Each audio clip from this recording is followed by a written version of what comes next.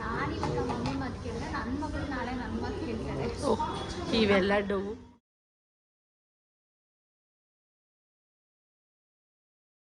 ಚೆಲ್ಲನ ಐತೆ.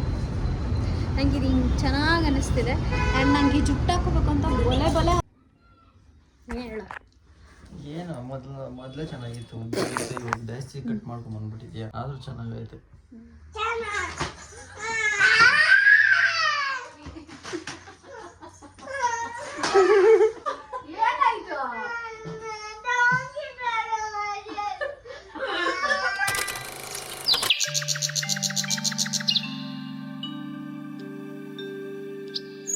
Hi hello ಎಲ್ಲರಿಗೂ ನಮಸ್ಕಾರ, welcome back to my channel. ಇವತ್ತಿನ ಈ ವಿಡಿಯೋದಲ್ಲಿ after a long time haircut ಮಾಡಿಸ್ಕೊಂಬರೋಣ ಅಂತ ಹೋಗ್ತಾ ಇದ್ದೀನಿ. ನಂಗೆ ಕೂದಲಂತೂ ನೋಡೋಕ್ಕಾಗ್ತಾಯಿಲ್ಲ, ಒಂದು ಚೂರು ಚೆನ್ನಾಗಿಲ್ಲ. ಹಾಗೆ ಸರಿ ಹೇರ್ ಕಟ್ ಮಾಡಿಸ್ಕೊಳ್ಳೋಣ ಅಂತ ಹೋಗ್ತಾ ಇದ್ದೀನಿ. ನನ್ನ ಮುಖ ಅಂತೂ ಅದು ಎಂಥದೋ ಗೊತ್ತಿಲ್ಲ, ಇಷ್ಟೊಂದು ದಬ್ಬ ಗುಳ್ಳೆ ಬೇರೆ ಬಂದುಬಿಟ್ಟಿದೆ. ನಾನು ದೀಪು ಹೊರಟ್ವಿ ಶುಕಿನ ತಪ್ಪಿಸ್ಬಿಟ್ಟು ಶುಕಿ ಫಂಕ್ಷನ್ಗೆ ಹೋಗ್ಲು. ಆ್ಯಂಡ್ ಇವಾಗ ನಾವು ಹೋಗಿ ಬರೋಷ್ಟರಲ್ಲಿ ಆಲ್ಮೋಸ್ಟ್ ಒಂದು 2 hours ಆಗುತ್ತೆ ಅಂದ್ಕೊಳ್ತೀನಿ. Let's go. ಇನ್ನು ಈ ಕಡೆ ಕಳಿಸ್ತಾ ಇದ್ದೀನಿ ಗೈಸ್.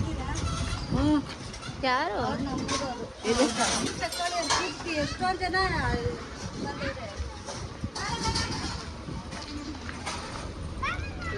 ಬಾಯ್. ನಾನು ರೀಲಾ ಮಾಡಕ್ ಮನೆ ರೆಡಿಯಾಗಿರೋದು, ನಾನು ಬರಲ್ಲ. ನಾನು ಈ ಥರ ಡ್ರೆಸ್ ಹಾಕಿ ಬರೋಕ್ಕಾಗ್ತೈತಾ?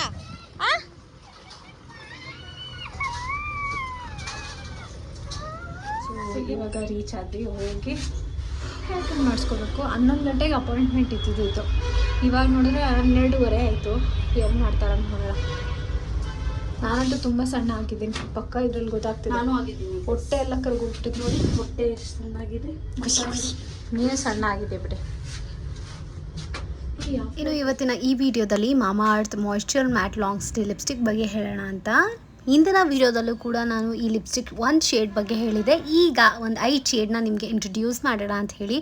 ಇದು ಸ್ಪೆಷಲಿ ಅವಕಾಡೋ ಆಯಿಲ್ ಮತ್ತು ವಿಟಮಿನ್ ಇ ಇಂದ ಮಾಡಿರ್ತಾರೆ. ಕಂಪ್ಲೀಟ್ಲಿ ಸೇಫ್ ಆಗಿರೋದ್ರಿಂದ ನೀವು ಡೈಲಿ ಬೇಸಿಸ್ ಮೇಲೆ ಆಫೀಸ್ ಗೋಯಿಂಗ್ ಗರ್ಲ್ಸ್ ಆಗಿರ್ಬೋದು ಅಥವಾ ಕಾಲೇಜ್ ಗೋಯಿಂಗ್ ಗರ್ಲ್ಸ್ ಆಗಿರ್ಬೋದು, ವುಮೆನ್ಸ್ ಆಗಿರ್ಬೋದು, ಮನೇಲೇ ನೀವು ಹಾಕೋತೀನಿ ಅಂತಂದ್ರೂ ಕೂಡ ಕಂಪ್ಲೀಟ್ಲಿ ಸೇಫ್. ಯಾವುದೇ ರೀತಿಯಾದಂಥ ಟಾಕ್ಸಿನ್ ಇರೋದಿಲ್ಲ. ನ್ಯಾಚುರಲ್ ಇಂಗ್ರೀಡಿಯೆಂಟ್ಸಿಂದ ಮಾಡಿರೋದ್ರಿಂದ so completely fine and safe. ಇದು ಸ್ಮಡ್ಜ್ ಪ್ರೂಫ್ ಆಗಿ ಕೂಡ ವರ್ಕ್ ಆಗುತ್ತೆ. ಅಪ್ ಟು 12 hours ನಿಮಗೆ ಸ್ಟೇ ಇರುತ್ತೆ.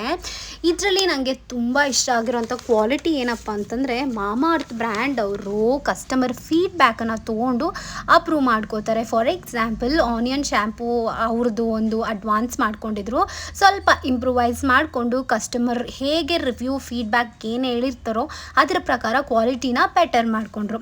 ಈ ರೀತಿ ಅವರು ತುಂಬಾ ಸೇಫಾಗಿ ಕಸ್ಟಮರ್ಗೋಸ್ಕರ ಅವರು ವರ್ಕ್ ಮಾಡ್ತಾರೆ.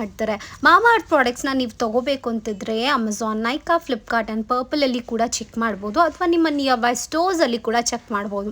ಅದು ಆಗಲ್ಲ ಅಂತಂದರೆ ನಿಮಗೆ ಮಾಮಾ ಅರ್ತ್ ಅವರ ಅಫಿಷಿಯಲ್ ಆ್ಯಪ್ ಇದೆ, ಅದು ಡೌನ್ಲೋಡ್ ಮಾಡಿಕೊಂಡು ಅಥವಾ ವೆಬ್ಸೈಟಲ್ಲಿ ಚೆಕ್ ಮಾಡಿದ್ರೆ ನಿಮಗೆ ಸಿಗುತ್ತೆ. ಯಾವುದೇ ರೀತಿಯಾದಂಥ ಪ್ರಾಡಕ್ಟ್ಸ್ನ ನೀವು ತೊಗೋಬೋದು. ಲಿಪ್ಸ್ಟಿಕ್ಸ್, ಮೇಕಪ್ ಐಟಮ್ಸ್ ಆಗಿರ್ಬೋದು, ಅಥವಾ ಡೈಲಿ ಸ್ಕಿನ್ ಕೇರ್ ಆಗಿರ್ಬೋದು, ಹೇರ್ ಕೇರ್ ಆಗಿರ್ಬೋದು, ಬೇಬಿ ಕೇರ್ ಆಗಿರ್ಬೋದು, ನೀವು ತೊಗೋಬೋದು. ಇದು completely smudge proof and transfer proof ಆಗಿ ವರ್ಕ್ ಆಗುತ್ತೆ. ಇದಕ್ಕಿಂತ ಇನ್ನೇನು ಬೇಕು. ನನ್ನ ಕೂಪನ್ ಕೋಡ್ GANAVI 2025 ಬಳಸಿದ್ರೆ ನಿಮಗೆ ಇನ್ಸ್ಟೆಂಟಾಗಿ 20% ಡಿಸ್ಕೌಂಟ್ ಸಿಗುತ್ತೆ. ಅವರ ವೆಬ್ಸೈಟ್ ಮತ್ತು ಆ್ಯಪಲ್ಲಿ ಮಾತ್ರ. ಇವರು ಪ್ಲಾಸ್ಟಿಕ್ ಪಾಸಿಟಿವ್ ಆಗಿ ವರ್ಕ್ ಮಾಡ್ತಾರೆ. ಅದು ಅಲ್ಲದೆ ನಮ್ಮ ಇಂಡಿಯನ್ ಬ್ರ್ಯಾಂಡ್ ಕೂಡ ಇದು. ಎಲ್ಲ ಥರ ವೆಸ್ಟ್ರನ್ ಆ್ಯಂಡ್ ಇಂಡಿಯನ್ ವೇರ್ಗೆ ಸೂಟ್ ಆಗುವಂಥ ಶೇಡ್ಸ್ ಇದ್ದಾವೆ. ನಿಮಗೆ ಇಂಟ್ರೆಸ್ಟ್ ಇತ್ತು ಅಂತಂದರೆ ಡಿಸ್ಕ್ರಿಪ್ಷನ್ ಬಾಕ್ಸಲ್ಲಿ ಲಿಂಕನ್ನು ಇಟ್ಟಿರ್ತೀನಿ, ಒಂದು ಸತಿ ಚೆಕ್ ಮಾಡಿ. ತುಂಬಾ beautiful shade and long stay ಇರೋದ್ರಿಂದ ಹೇಳ್ತಾ ಇದ್ದೀನಿ, ಚೆಕ್ ಮಾಡಿ. ಅವ್ರು ಬರ್ತಾರ ಇಲ್ಲಿ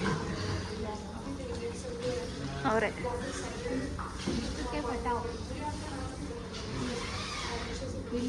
ನಿಂಗೆ ಟ್ರಾನ್ಸ್ಫಾರ್ಮೇಷನ್ ಬೇಕಂದ್ರೆ ಅಷ್ಟು ಹೋಗು. ಅದೇ ಬೇಡ ನಂಗೆ.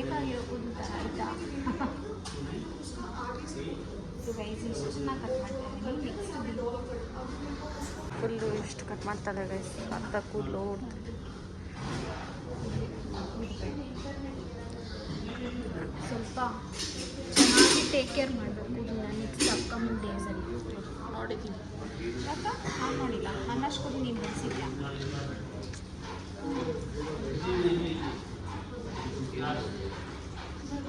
ಹೇರ್ ಕಲರ್ ಅಂದರೆ ಏನು ಮಾಡ್ತೀರಾ?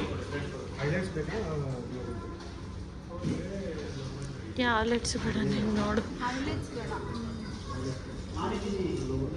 ಗ್ಲೋಬಲ್ ಮಾಡಿಸ್ತೀಯಾ? ಏ ಬೇಡ ಸುಮ್ಮನೆ ಮಮ್ಮಿ ಬೈತೈತೆ ಮೇಲೆ. ಹೈಲೈಟ್ಸ್ ಮಾಡಿಸ್ಕೊ ಇಲ್ಲಾಂದರೆ.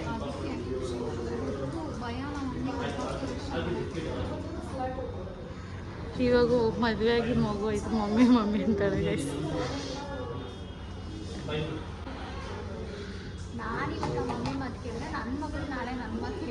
ಓಹ್ ಇವೆಲ್ಲ ಡವು.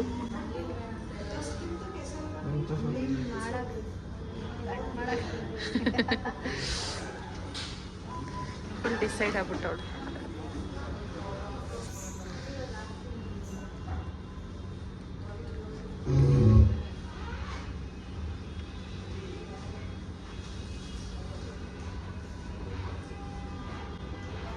ನೈಟಾಗಿ ಇಟ್ಕೊಮಕ್ಕ.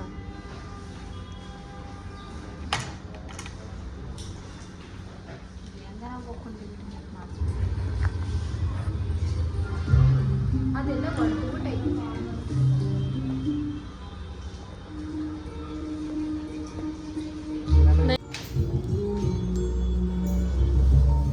ಮೊದಲಿಗೆ ನಾನು ಹೇರ್ ಕಟ್ ಮಾಡಿಸ್ಬೇಕು ಅಂತ ಡಿಸೈಡ್ ಮಾಡಿದ್ದು ಏನಕ್ಕೆ ಅಂತಂದರೆ ನನ್ನ ಕೂದಲಂತೂ ಆಲ್ರೆಡಿ ನಾನು ಒಂದು ಪ್ರೀವಿಯಸ್ ವೀಡಿಯೋದಲ್ಲಿ ಹೇಳಿದ್ದೆ, ನನ್ನ ಕೂದಲು ಸಿಕ್ಕಾಪಟ್ಟೆ ಒಂಥರ ಡ್ರೈ, ಮತ್ತು ನನಗೆ ಯಾವತ್ತೂ ಸ್ಪ್ಲಿಟನ್ಸೇ ಬರ್ತಾ ಇರಲಿಲ್ಲ.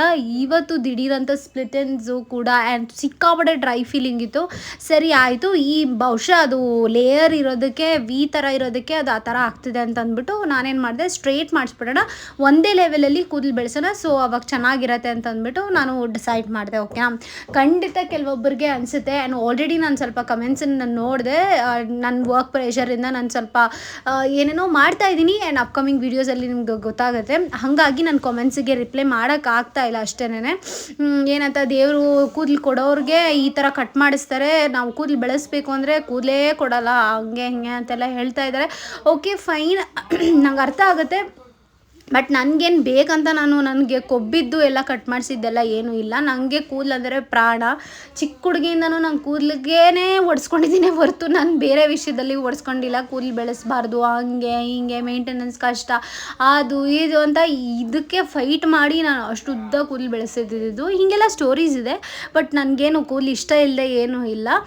ನನಗೆ ಏನಂತ ಹೆಡ್ಡೇಕಿಗೂ ಕೂಡ ಆ್ಯಂಡ್ ಇವಾಗ ಸದ್ಯಕ್ಕೆ ನನಗೆ ಸಿಕ್ಕಾಪಟ್ಟೆ ಸ್ಪ್ಲಿಟನ್ಸ್ ಆಗಿತ್ತು. ಹಾಗಾಗಿ ಹೇರ್ ಕಟ್ ಮಾಡಿಸ್ಕೊಳ್ಳೋಕ್ಕೆ ಡಿಸೈಡ್ ಮಾಡಿದೆ, ಇಷ್ಟೇ ವಿಷಯ. ಆ್ಯಂಡ್ ಹೇರ್ ಕಟ್ ಬಂದು ನಾನು ಸ್ಪಿನ್ನಲ್ಲಿ ಮಾಡಿಸಿದ್ದು. ಓಕೆ, ಬಟ್ ಹೇರ್ ಬ್ಯಾಕ್ ಸೈಡೆಲ್ಲ ನಂಗೆ ತುಂಬ ಚೆನ್ನಾಗಿ ಅನ್ನಿಸ್ತು. ಹೇರ್ ಕಟ್ ಲೇಯರ್ಡ್ ಎಲ್ಲ ತುಂಬ ಚೆನ್ನಾಗಿ ಬಂದಿದೆ. ಫ್ರಂಟ್ ಫ್ರಿಂಜಸ್ ಸ್ವಲ್ಪ ನನಗೆ ಚಿಕ್ಕವಳಿರ್ಬೇಕಾದ್ರೆ ನಂಗೆ ಏನೂ ಅನಿಸ್ತಾ ಇರಲಿಲ್ಲ ಕಾಲೇಜ್ ಡೇಸಲ್ಲಿ. ಇವಾಗ ಸ್ವಲ್ಪ ನಂಗೆ ಇರಿಟೇಟ್ ಆಗ್ತದೆ, ಅದು ಮುಂದೆ ಬಂದು ಹಿಂಸೆ ಮಾಡೋ ಥರ ಆಗ್ಬಿಟ್ಟಿದೆ. ನನಗೆ ಸ್ವಲ್ಪ ಬ್ಯಾಂಗ್ಸನ್ನು ಕಟ್ ಮಾಡಿಸ್ಕೋಬೇಕಾಗಿತ್ತು. ನಾನು ಸ್ವಲ್ಪ ಜಾಸ್ತಿ ಏನಪ್ಪ ಕ್ವಾಂಟಿಟಿಯಲ್ಲಿ ಮುಂದೆ ಪಾರ್ಟ್ ವಿ ಮಾಡಿ ಅವ್ರು ಕಟ್ ಮಾಡಿಬಿಟ್ರು, ಅದೊಂದು ನೋಡ್ಕೋಬೇಕಾಗಿತ್ತು. ನನ್ನ ಕೂದಲು ಕಟ್ ಮಾಡಿಸ್ಕೋತಾ ಇರೋ ಜೋಶಲ್ಲಿ ನಾನು ಅದನ್ನು ನೋಟಿಸ್ ಮಾಡಲಿಲ್ಲ. ಮುಂಚೆ ಎಲ್ಲ ನನಗೆ ಎಷ್ಟು ಬೇಕೋ ಅಷ್ಟನ್ನು ಕಟ್ ಮಾಡಿಸ್ಕೋತಾ ಇದ್ದೆ. ಇವಾಗ ಅವ್ರನ್ನೇ ಮಾಡೋಕ್ಕೆ ಬಿಟ್ಬಿಟ್ಟಿದ್ದೆ. ಹಾಗಾಗಿ ಸ್ವಲ್ಪ ನಂಗೆ ಅದು ಜಾಸ್ತಿ ಅನಿಸ್ತು. ಅದು ಬಿಟ್ಟರೆ ಈಗ ಮನೆಯಲ್ಲಿ ನಾನು ಹೇರ್ ವಾಶ್ ಎಲ್ಲ ಮಾಡಿದಾದಮೇಲೆ ಸೆಟ್ ಮಾಡಿದ್ರೂ ಕೂಡ ಇದೇ ಥರನೇ ಇದೆ, ಆರಾಮಾಗಿದೆ. ನನಗೆ ಈಸಿ ಮೇಂಟೆನೆನ್ಸ್ ಆಗಿ ಕೂಡ ಇದೆ. ಫ್ರಂಟ್ ಫ್ರಿಂಜಸ್ ಒಂದೇ ನಂಗೆ ಹಿಂಸೆ ಮಾಡ್ತಾ ಇರೋದು, ಸಿಕ್ಕಾಬಡೆ ಹಿಂಸೆ ಮಾಡ್ತಾ ಇದೆ. ಅದು ಬಿಟ್ಟರೆ ಎವ್ರಿಥಿಂಗ್ ಇಸ್ ಫೈನ್. ಇದೆಲ್ಲನ ಈಸಿಯಾಗಿ ನಾವು ರೆಡಿಯಾಗಿ ಕೂದಲು ಬಿಟ್ಕೊಂಡು ಹೋಗ್ತೀನಿ ಅಂತಂದರೆ ಪರ್ಫೆಕ್ಟಾಗಿರುತ್ತೆ. ಸ್ವಲ್ಪ ಸೆಟ್ ಮಾಡ್ಕೊಳ್ಳೋಕ್ಕೆ ಟೆಕ್ನಿಕ್ಸ್ ಇರಬೇಕು ಅಷ್ಟೇನೆ. ಅದು ಬಿಟ್ಟರೆ ಇನ್ನೆಲ್ಲನೂ ಫೈನ್. ಹೇರ್ ಕಟ್ ಮಾಡಿಸ್ಕೊಂಡಿದ್ದು ಖುಷಿ ಅಂತೂ ಖಂಡಿತವಾಗ್ಲೂ ನಿಮಗೆ ನನ್ನ ಮುಖದಲ್ಲಿ ಕಾಣಿಸ್ತಿದೆ.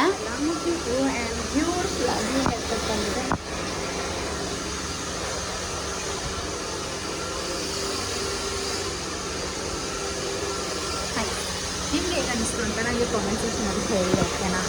ನನಗಂತೂ ತುಂಬಾ ಇಷ್ಟ ಆಯಿತು. ಸ್ವಲ್ಪ ಶಾರ್ಟ್ ಆಯಿತು, ಬಟ್ ಈವನ್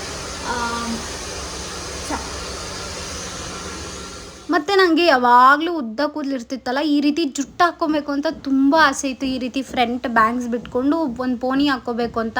ನಂಗೆ ಕೂದಲಿಗೆ ಪೋನಿ ಹಾಕಬೇಕು ಅಂತಂದರೆ ಬನಾನಾ ಕ್ಲಿಪ್ಸ್ ಥರ ಬರುತ್ತಲ್ಲ, ಆ ಲಾಕಲ್ಲೇ ಹಾಕಬೇಕಾಗಿತ್ತು. ರಬ್ಬರ್ ಬ್ಯಾಂಡಲ್ಲೆಲ್ಲ ಹಾಕೋಕ್ಕಾಗ್ತಾ ಇರಲಿಲ್ಲ ನನಗೆ.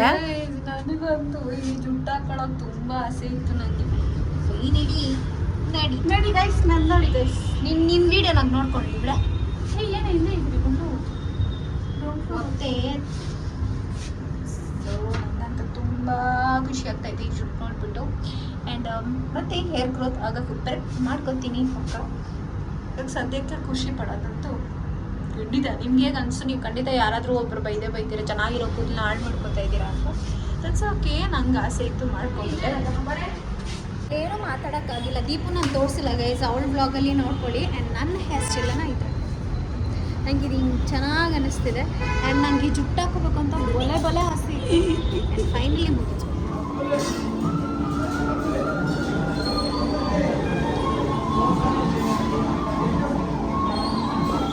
ಸುಮಾರು ಒಂದು 12 ಗಂಟೆಗೆ ಅಲ್ಲಿ ಹೋದ್ವಿ ಅನಿಸುತ್ತೆ. ಮಧ್ಯಾಹ್ನ ನಮಗೆ 3:30 ಆಯಿತು ಹೇರ್ ಕಟ್ ಎಲ್ಲ ಕಂಪ್ಲೀಟ್ ಆಗೋಕ್ಕೆ. ಸಂಡೇ ಬೇರೆ ಹೋಗ್ಬಿಟ್ಟಿದ್ರಿ, ಸಿಕ್ಕಾಪಟ್ಟೆ ಹೊಟ್ಟೆ ಅಷ್ಟಿತ್ತು. ಅಲ್ಲೇ ಆಪೋಸಿಟ್ ಹೋಟ್ಲಲ್ಲಿ ಹೋಗಿ ಒಂದು ಸ್ವಲ್ಪ ಮಸಾಲೆ ಪೂರಿ, ದೀಪು ದೋಸೆ ಅದು ಇದೆಲ್ಲ ತಿನ್ಕೊಂಡು ಮತ್ತೆ ಮನೆಗೆ ಬಂದ್ವಿ. ಇವಾಗ ಬಂದ್ಬಿಟ್ಟು ಒಬ್ಬರು ಮೇನ್ ಪರ್ಸನ್ ನನ್ನ ಹೇರ್ ಸ್ಟೈಲ್ ಬಗ್ಗೆ ಇವಾಗ ರಿವ್ಯೂ ಕೊಡಬೇಕು. ಆ್ಯಕ್ಚುಲ್ ರಿವ್ಯೂ ನಾನು ಕೇಳಿದ್ದಾಯಿತು, ಇವಾಗ ಏನು ನಿಮ್ಮ ಮುಂದೆ ಏನು ಹೇಳ್ತಾರೆ ಅಂತ ನಾನು ನೋಡಬೇಕು.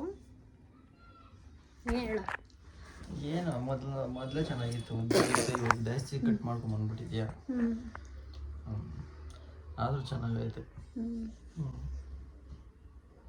ಕರೆಕ್ಟಾಗಿ ಹೇಳು ಏನೇನು ಅವಾಗಲೇ ಏನೇನು ಉದ್ದ ಇತ್ತು ಜಾಸ್ತಿ, ಜಡೆ ಇವಾಗ ಜಾಸ್ತಿ ಫೀಲ್ ಆಗ್ತಾ ಇದೆ. ಜಡೆ ಹಾಕೊಂಡ್ರೆ ಚಿಕ್ಕದಾಗುತ್ತದೆ.